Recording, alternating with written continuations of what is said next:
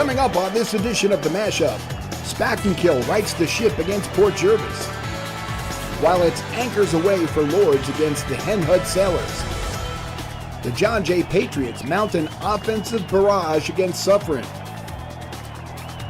And Ketchum is full of surprises this season, as Ramapo feels the tom-tom of the Indians. So hurry up and find your seat, because this show is smoking. Nothing too special, nothing too crazy. Nothing too special.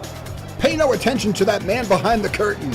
They've done a real nice job. Thanks, Coach. We try. Hold on to your hats. The MashUp is next.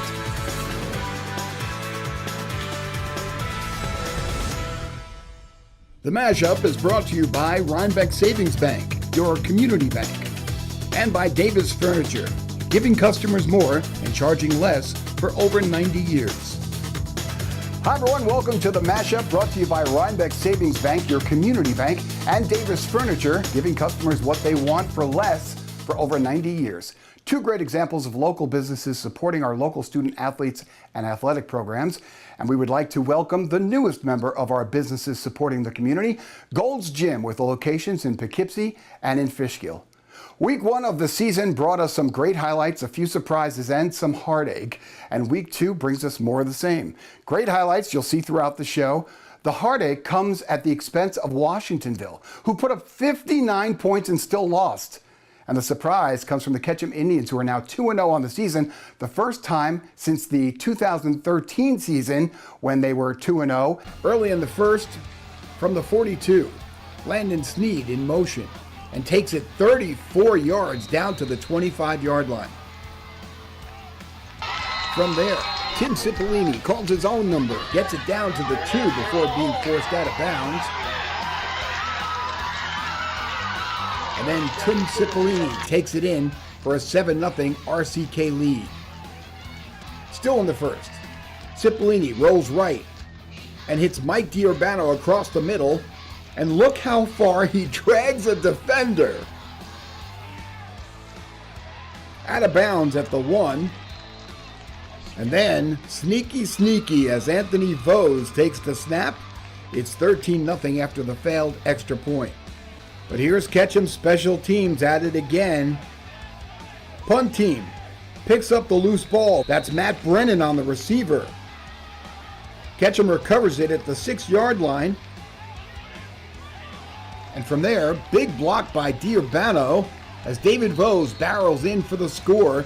But Ketchum wants to add one more for good measure, as Aiden Virgo goes in from the 22-yard line, and Ketchum gets an impressive road win, 39-12, on the Feldman, Kleideman, Coffee, Sept, and Regenbaum scoreboard. Arlington and Carmel in a defensive battle, and who would have thought it? The Admirals and the Road Whites. Carmel up 7-0, but Arlington comes back with James Bringman through the 2-hole.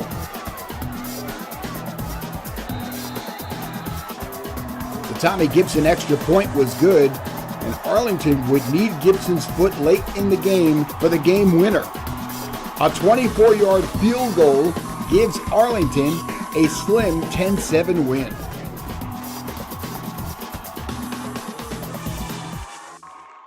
A 10-7 win over Carmel at Carmel. Many believe the Carmel Rams will be the team to beat in the league. Arlington did just that.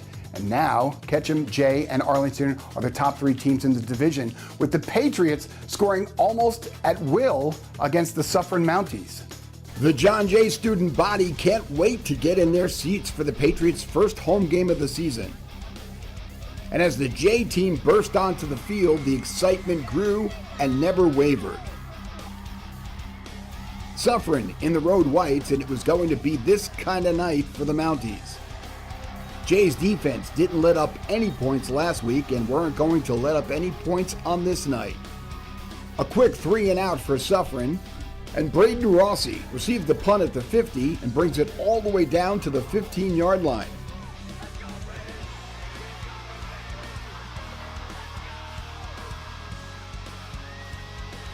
From there, Joe Malisi loops a pass to Michael Blanchard for the first score of the game. And check out the block by number 51, Pat Whalen.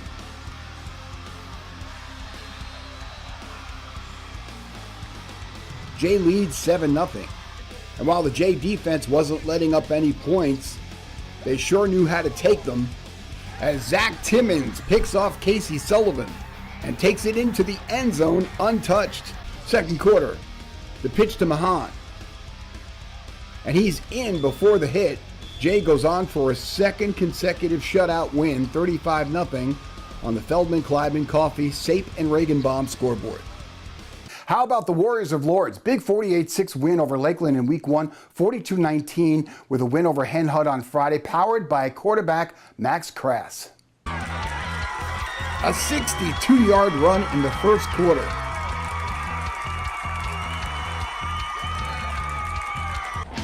And then Krass does it again. Off the option fake, this time to the left side of the field, a 42-yarder. It's 19-0 in the first quarter. But the Sailors come right back when Jordan Grulon takes the kickoff return, 98 yards for the score.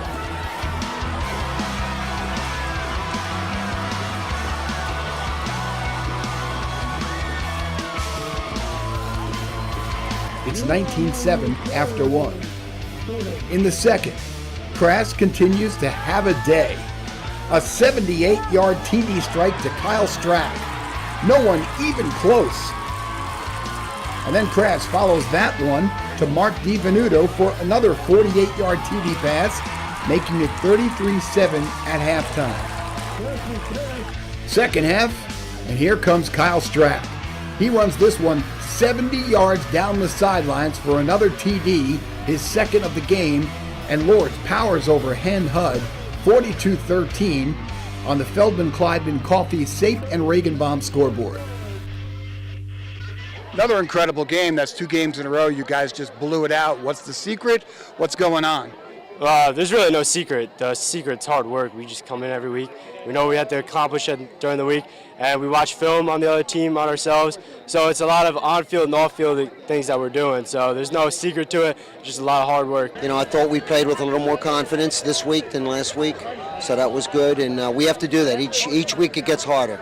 You know, next week we play a real good Clarkstown North team, and, you know, very big school, much bigger than us, very physical team, and, you know, it's going to be a real challenge for us.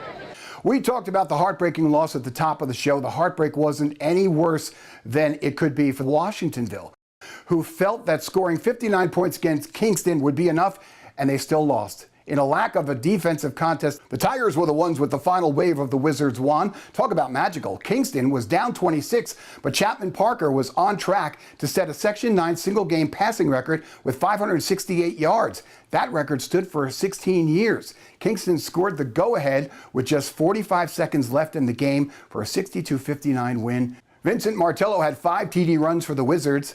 And you may recall the 62 points Washingtonville gave up to Newburgh last season. Doesn't get any easier for Newburgh. Comes in calling on the Wizards this weekend. Speaking of Newburgh, the Goldbacks rolled over Middletown with an offensive showing. 91 points in their first 2 games, and the defense isn't doing that bad either with a 35-0 shutout. Newburgh hosting Middletown, the Middies in the road whites. And after a first quarter field goal by Newburgh, the Goldbacks start ramping it up in the second.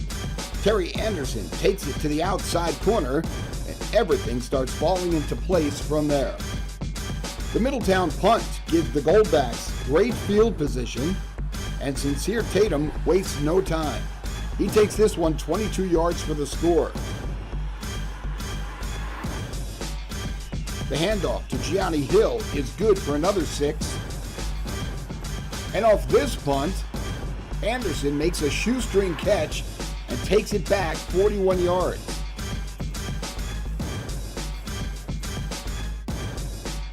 The final nail in the coffin, great backpedaling catch by Sincere Tatum, and a big league win for Newburgh, 35-0 over Middletown. Staying in Section 9, what a difference a week makes for the Spack-and-Kill Spartans. Here's what head coach Clinton D'Souza said after the Spartans fell short last week. The first game, I told them all week, comes down to penalties, turnovers, and conditioning. And we lost in all 3 phases. But in Game 2 against Port Jervis, the Spartans aced the test and got top grades in each of those categories of Coach D'Souza's performance report. And here's Spack'n'Kill's first statement of the game. Nasir Milligan, off the opening kick, takes it at the 10 and goes 78 yards on the return before getting tripped up by his own player off a defensive push. So the offense takes over, and that's close enough for Takeem Lewinson to punch it in. Spack'n'Kill draws first blood. Later in the first, the Port Jervis punt snap goes awry, and that puts the Spartans at the 20. A couple plays later, Lewinson once again, and hats off to Spack'n'Kill, they're up 14-0. Port Jervis got on the board when Zay Stevens breaks through the defense, but in the second quarter, Spack'n'Kill scored from the same spot. Josiah Williams finds a crack in the defensive wall, and the Spartans are putting up the numbers. And picking up play in the fourth quarter, here he comes. Lewinson going 65 yards for his fourth touchdown of the day as Spack'n'Kill wins it 42-19 on the Feldman Kleidman Coffee Sept and Regenbaum scoreboard. Highland has had an offensive showing that needs mentioning. On the road, the Huskies scored 48 points and gave up none. And the tone was set when Julian Meltz ran the opening kickoff back 90 yards. Cornwall beat Marlborough 16-6. Aiden Semo, 7 for 9 in passing, 180 yards, 2 TDs, 1 interception. The kid's a freshman. Red Hook took down Ellenville 33-14. That puts the Red Raiders at 2-0. Millbrook fell to O'Neill, and the Blazers are now starting the season at an uncharacteristic 0-2.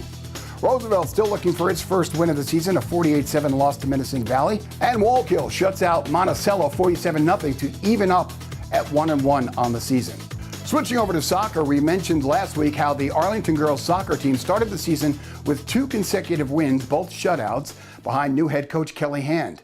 Well, we can keep giving that hand to the Admirals, who beat Ursuline 4-1 with some youthful leadership. The scoreboard was out because it was struck by lightning. Casey Stowell had 2 strokes of lightning in the first half of this one. Her first goal came 2 minutes into the contest. It was her first goal on varsity. The freshman's second goal came 10 minutes later. Towards the end of the first half, Charlotte Cannon just misses the cross, but Alex DiClemente is right there to shoot it home. It's 3-0 Arlington at the half. Second half, Arlington looking for more, peppering the Koala goalie, as Kelly Coster just misses. Off the corner, Kira Kenyon shoots one towards the net. And then Sofia Germano drives through a group of defenders, passes it off to Rebecca Campos, gets it back, passes it off to Kendall Fagan, gets it back, and drives it to the far post. Arlington takes another with a 4-1 win over Ursuline on the Feldman Kleidman Coffee Sept and Regenbaum scoreboard. And finally, one last thing we wanted to share with you. The John Jay Patriots are going pro with technology. Jay head coach Tom O'Hare can now look at plays real time and strategize what offensive plays will work off the various defensive looks as the game is going on. Well, look at the Twins look too that we were already. This is Twins. See, this is So I got 9-6. Look at I got 9-6-3-0-1. So you want to toss to it. You Yes, want to run just quarterback. check it. Thanks to their video guru, Dan Katzip, and has all the bells and whistles regarding video equipment and technology. Jay utilizes this advancement right on the sidelines, and it must be working. The team has scored 56 points and have given up none so far this season. We'll see if it helps them this week against Arlington. So that will do it for this edition of the MashUp. Once again, we want to thank our community sponsors, Rhinebeck Savings Bank and Davis Furniture and Gold's Gym, and the law firm of Feldman Kleidman Coffee, Sept and Regenbaum for making our free coverage possible.